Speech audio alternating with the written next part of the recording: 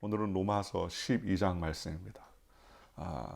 사도 바울은 이 로마서를 통하여서 11장까지 교리적인 기독교의 교리의 진수가 바로 로마서 1장에서부터 8장까지 내용이, 그리고 9장, 10장, 11장까지 내용이 있습니다. 지금까지 우리가 쭉 해온 로마서를 크게 두 부분으로 나눈다면 로마서 12장까지가 11장까지가 교리적인 부분, 그리고 12장에서부터 16장까지가 실천편이라고 말할 수 있습니다.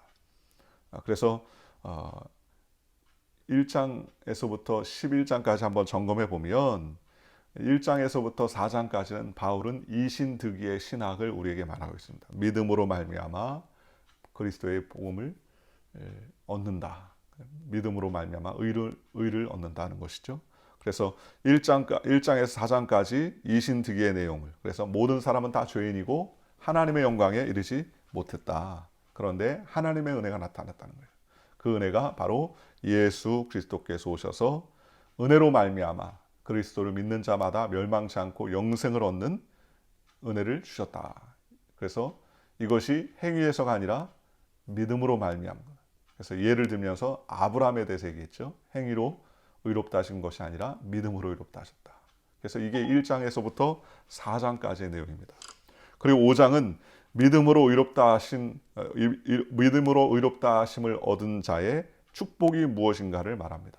첫사람 불순종한 아담은 모든 사람의 먼저 불순종함으로 말미암아 모든 사람에게 불순종의 결과, 즉 정죄, 즉 사망이 왕노릇했다라고 말합니다. 그런데 다른 한 사람, 두 번째인 예수님께서 오셔서 많은 사람의 앞서 순종함으로 말미암아 그 한 사람 때문에 많은 사람이 의인되어 생명에 이르게 됐다 그랬어요.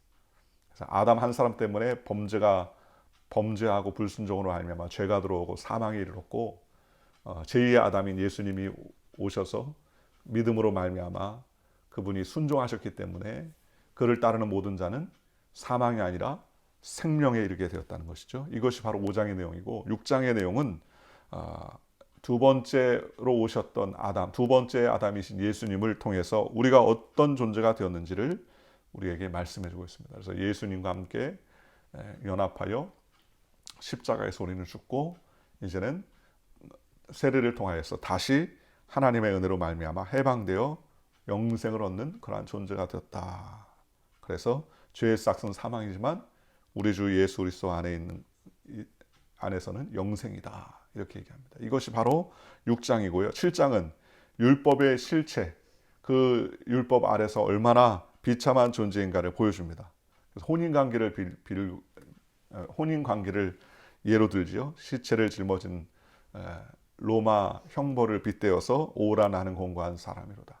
누가 이 사망의 몸에서 나를 건져내랴. 이렇게 애통해하고, 8장에 와서는 예수 생명의 법이 죄와 사망의 법에서 우리를 해방시켰다. 그러니 이제는 우리가 하나님의 아들 양자의 영을 받아서 성령의 인도함을 따라서 산다.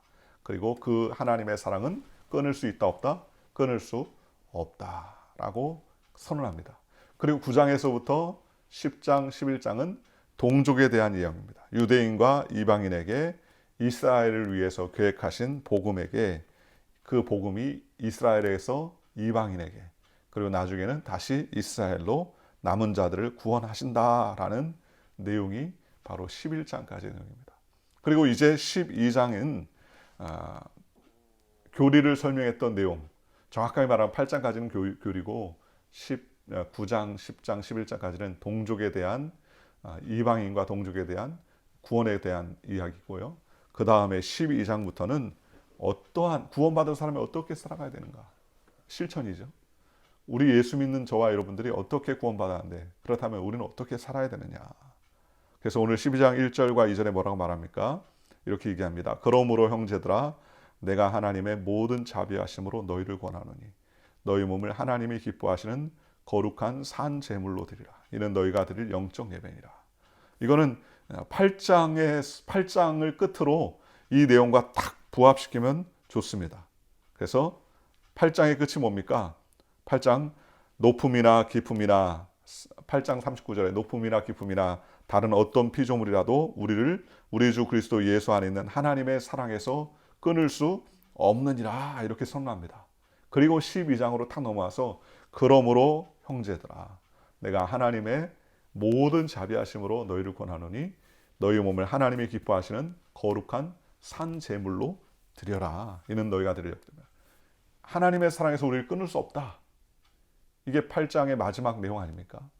그리고 12장으로 탁 넘어와서 그렇다면 우리가 이렇게 구원받은 백성, 하나님의 끊을 수 없는 사랑을 받은 백성으로서 이제는 어떻게 살아야 되느냐? 우리 몸을 거룩하게 산제사가 되는 그러한 산 제사로 드리는 그러한 영적 제물이 되라. 그 말을 합니다. 약간 좀 어폐가 있죠. 왜요? 여러분 제물은 어떻습니까? 제물은 반드시 어떻게 돼요? 죽여야지 제물이 됩니다. 죽지 않으면 제물이 될 수가 없어요. 구약의 모든 제물은요 어떻게 합니까? 잡아서 죽여서 각을 뜹니다. 팔, 다리를, 내장을 다 분리해서요. 그 다음에 태워요. 이게 제물의 모습입니다. 그래서 제물은 반드시 어떻게 돼요? 죽어야 됩니다. 아브라함이 독자 아들 이삭을 칼로서 그를 죽이려고 했지 않습니까? 왜요? 제물 삼았기 때문에. 내 것이 아니라 누구 것입니까? 하나님 것이라는 겁니다. 제물의 특징은 그 소유권이 누구에게 있습니까? 나에게 있지 아니하고 하나님께 있다는 거예요. 그래서 반드시 제물을 죽여야 되는데 오늘 성경에 보니까 우리 몸을 하나님이 기뻐하시는 무슨 제물이요? 거룩한 산 제물로 드려라. 그러니 앞서 언급했던 것처럼 제물은요 산 제물이 없어요. 다 죽어야 됩니다. 그런데 우리는 거룩한 산 제물, 즉 역설적인 제물이죠. 하나님의 말씀 안에서 십자가에서 그리스도와 함께 우리는 죽었고 이제 예수님이 부활하신 날 우리도 함께 부활했다면 이제 우리는 살아있는 제물, 즉 우리의 정과 욕심을 죽이고 하나님과 함께 뜻을 합한 거룩한 하나님의 일꾼이 되라 이라는 말입니다. 그래서 우리 몸이 이제는 옛날에 죄의 종로를 타고 우리의 원하는 대로 살고 하나님의 뜻대로 살지 않았던 그러한 삶이 아니라 이제는 주님이 기뻐하시는 삶, 하나님이 원하시는 삶, 주님께 영광 돌리는 믿음의 산 제물로 하나님께 드리는 그러한 삶이 되어야 된다는 것입니다. 이것이 바로 영적 예배다. 산 제물로 하나님께 드리는 삶이 바로 영적 예배라는 거예요. 그러니 오늘 저와 여러분이 어떻게 합니까?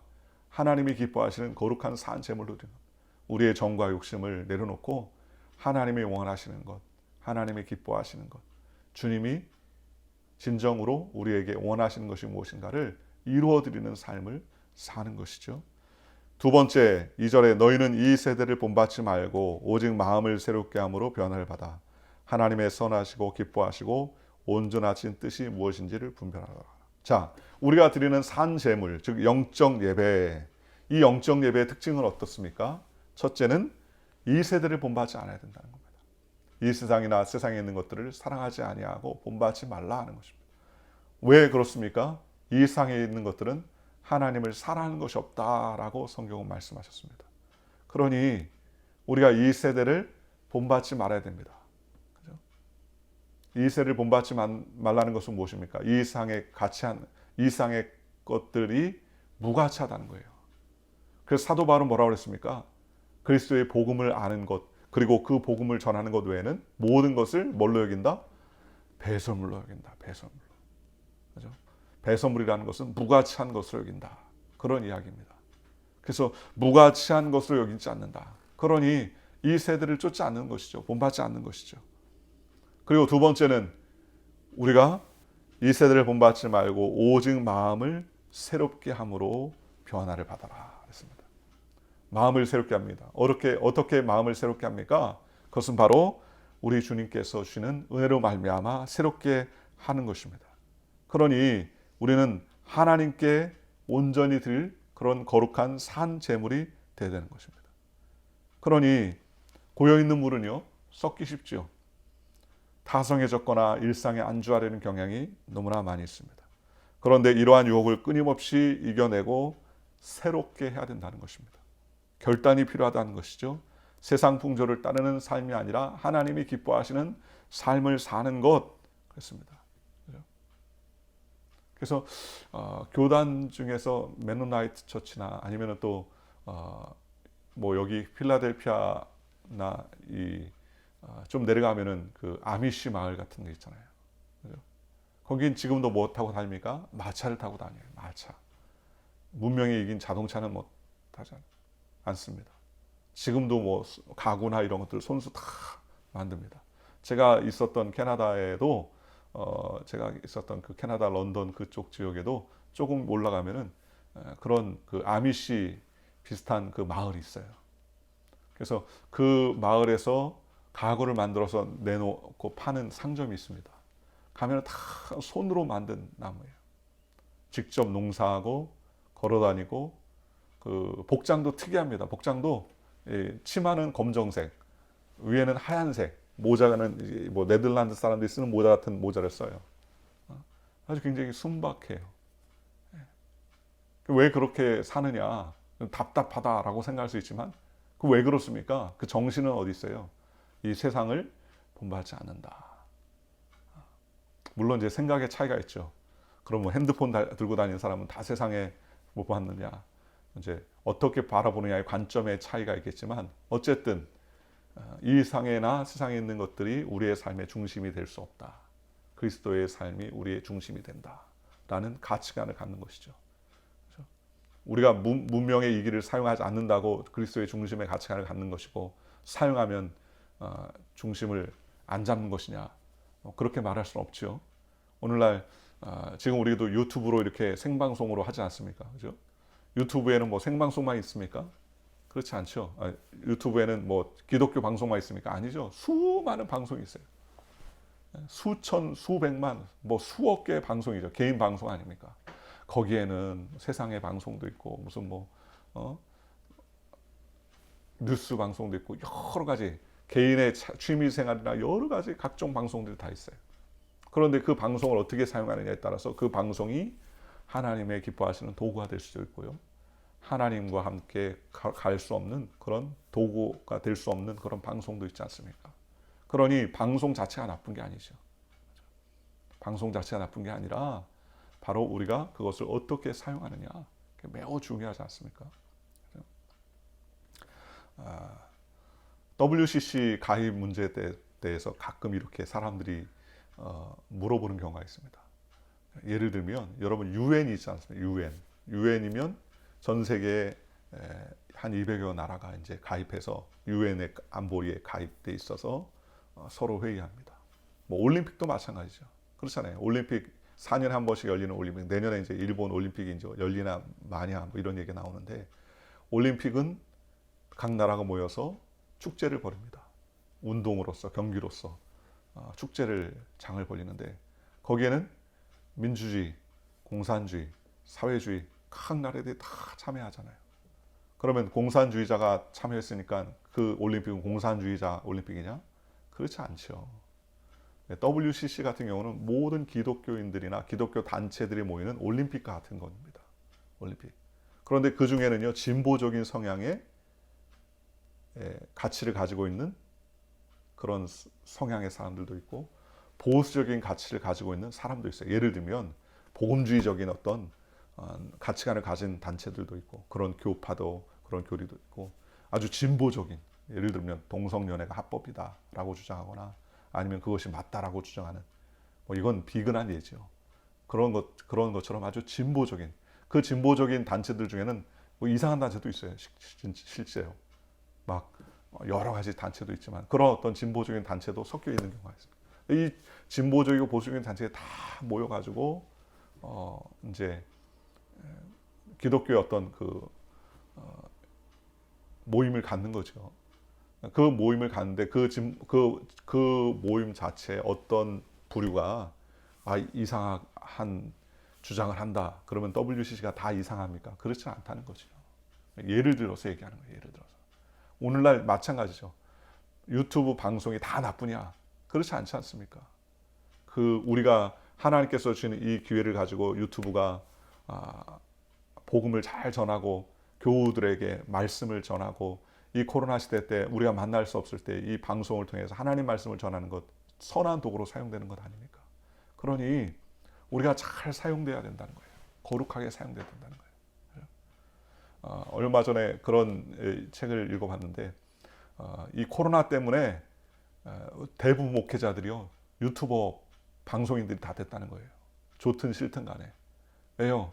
예배로 모일 수 없으니까 온라인으로 실시간으로 하나님 말씀을 교우들에게 전해야 되는 필요성이 있기 때문에 옛날에는 유튜브 방송이 뭔지도 몰랐지만 지금은 1인 방송 시대가 되어서 목회자들이 다 새벽 예배하고 뭐 말씀을 전하고 주일 예배하고 잘하든 못하든 그 방송으로 하나님 말씀을 증거하게 되었다는 겁니다. 그죠? 어떻게 보면 코로나 시대 때에 어려운 이 시대에 좋은 쪽에 어떤 발전이 있는 것이 바로 이런 것들이 아닌가 생각할 수 있습니다. 어쨌든 우리는 이 세대를 본받지 말아야 된다는 거예요. 그죠? 하나님이 기뻐하시는 것을 쫓아가야 된다는 것입니다. 그 다음에 마음의 새롭게 함으로 변화를 받아 그랬습니다. 우리가 마음을 새롭게 해야 된다는 거예요. 그런데 마음을 새롭게 하는 것은 누가 해야 되는 것입니까? 마음을 새롭게 하는 것은 우리가 하는 것이고요. 변화를 받아 그랬습니다. 변화는 능동태입니까? 수동태죠. 변화는 누가 주시는 거예요? 변화는 하나님이 주시는 겁니다. 그러니 첫째는 우리가 마음을 새롭게 하고요. 두 번째는 주님이 그 새롭게 한 마음에 변화를 가져다 주더라는 거예요. 변화. 쉽게 말하면 우리가 아무리 작심해도요. 그 작심이 3일 만에 다시 작심 3일이 될 경우가 많지 않습니까? 그러나 우리가 마음의 결단을 하면 주님께서 그 결단에 변화를 확해 주신다는 거예요. 변화를. 그래서 하나님의 선하시고 기뻐하시고 온전하신 뜻이 무엇인지 분별하라. 신앙생활은 한마디로 말하면 어떤 삶이냐? 주님의 뜻이 무엇인지 찾아가는 삶이 신앙생활이에요. 그렇잖아요. 토마스 캠비아가 쓴 그리스도를 본받아. 그런 책이 있지 않습니까? 주님의 뜻대로 산다는 거예요. 주님이 원하시는 대로 사는 거예요. 오늘날 신앙생활이 뭐냐? 신앙생활 한마디로 정의하면 다른 것 없습니다. 내 삶 속에, 내 삶의 현장에서 나를 향하신 하나님의 뜻이 무엇이냐? 하나님이 내 목회자인 저에게 요구하시는 하나님의 뜻이 무엇이냐?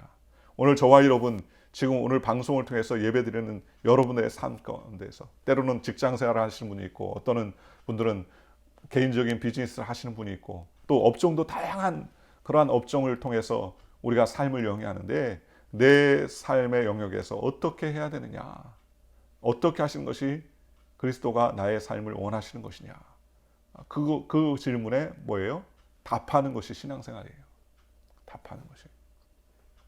그래서 제가 대학교 때 읽었던 책 중에 그런 책이 있습니다. 근데 이 제목이 잘 기억이 나는데 주님이라면 어떻게 하셨을까 하는 고민을 가지고서 사람들이 이제 이야기하는 거예요. 성악가는요. 프리마다 유명한 성악가인데 주일날 특송해달라는 요청이 왔었고 한쪽에서는 오페라 공연을 가야 되는 요청이 왔었습니다.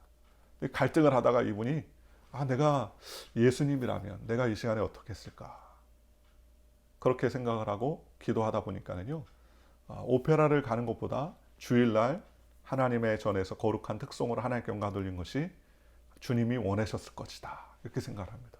그래서 그는 세상으로 가는 걸 포기하고 주일날 특송으로 하나님께 영광을 돌립니다. 또 어떤 신문사 기자가 주님이라면 이 기사를 어떻게 썼을까 이렇게 고민하는 거예요. 그러면서 그런 어떤 그 교인들이라든가 성도들이 예수님이라면 내가 이런 일을 당하고 이런 문제가 만났을 때 어떻게 하셨을까라는 고민으로 시작하면서 그 마을이 변하고요. 그 사회가 변해가는 그런 내용의 책이었습니다. 오늘날 우리에게 향하신 하나님의 뜻을 찾는 게 매우 중요하죠.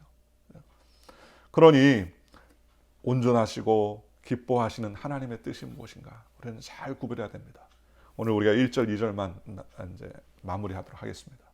오늘 우리는 주님께서 우리에게 향하신 하나님의 뜻이 무엇인지 잘 분별하여 오늘 우리는 이 세대를 본받지 말고 하나님께서 원하시는 일, 주님이 기뻐하시는 일, 예수님이라면 어떻게 하셨을까 하는 고민을 통하여서 하나님께 영광 돌리고 오늘 이 하루도 주님이 기뻐하시는 거룩한 산 제물이 되는 복된 하루가 되시기를 주님의 이름으로 간절히 축원합니다. 기도하겠습니다. 좋으신 아버지